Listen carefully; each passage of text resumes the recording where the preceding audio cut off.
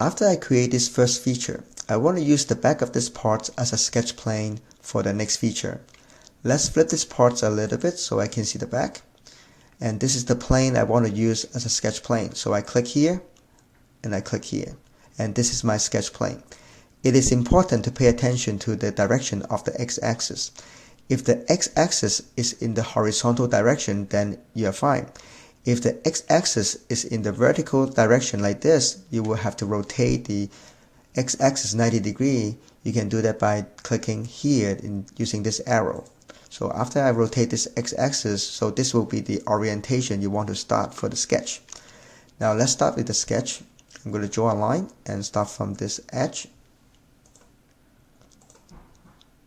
I want to draw another line, again from the edge, and I can create an arc between the lines. I want to make sure they're tangent. This is already tangent, so I'm going to apply another tangent here. And I want to make sure they are equal. Now it is important to pay attention to this center point and that center point. I want to make sure they are horizontally aligned, so I can use the horizontal constraint. And I can do that because this is an x-axis is in the horizontal direction, so I can do that. Click here and here. Now I can apply the dimension. This is 4.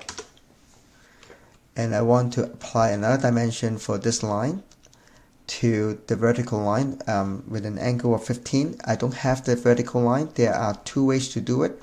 One, I can create a vertical line like this. I can create a vertical line, and I can apply another dimension for the angle. So this angle is 15, and then this point to this line is 3. And you can see there's one dimension needed. This dimension is referring to the length of this line. So if you extrude like this, it will not affect your accuracy. It will not affect the accuracy of the sketch. You can leave it like this. Now the second way to do this line is to use the project geometry. So I can delete this, and I'm going to use project geometry. This time I'm going to use the one of the axes right here, this one, the z-axis. So you can see that highlighted. For x-axis, you can see the horizontal. The y-axis is going to the screen, so this is the z-axis, the one that I want to use.